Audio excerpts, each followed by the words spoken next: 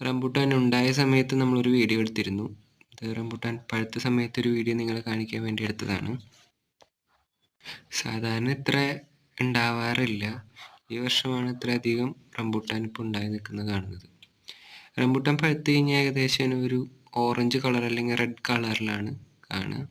ഇപ്പോൾ ഈ ഇലകളുടെ ഇടയിലൊക്കെ നന്നായി പഴുത്തതായിട്ടുള്ള റംബൂട്ടാൻസ് ഇവിടെ കാണാൻ പറ്റുന്നുണ്ട്.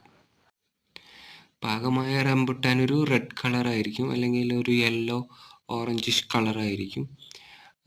അല്ലാത്ത റംബുട്ടാൻസ് ഒരു ഗ്രീൻ കളറായിരിക്കും. ഇപ്പോൾ ഞാൻ കുറച്ച് റംബുട്ടാൻ പൊട്ടിച്ച് നിങ്ങളെ കാണിച്ചു തരാൻ വേണ്ടി എടുത്തതാണ്. ഇനി പാകമാകാത്തത് ഇങ്ങനെ ഒരു പച്ച കളറിലാണ് കാണുക. ഇത് പാകമായിട്ടില്ല. ഇനി ഈ റംബുട്ടാൻ മുറിക്കേണ്ട രീതിയാണ് ഇത്. ഇതിൻ്റെ തല മുറിച്ച് കളഞ്ഞ് ജസ്റ്റ് ഒന്ന് വരഞ്ഞാൽ തന്നെ നമുക്ക് ഇതിൻ്റെ ഉള്ളിലത്തെ ഫ്ലഷ് എടുത്ത് പുറത്തേക്ക് എടുക്കാൻ പറ്റും. അത്ര ബുദ്ധിമുട്ടുള്ളൊരു ടാസ്ക്കൊന്നുമല്ല, നമുക്ക് ഈസി ആയിട്ട് ചെയ്യാൻ പറ്റുന്നതാണ്.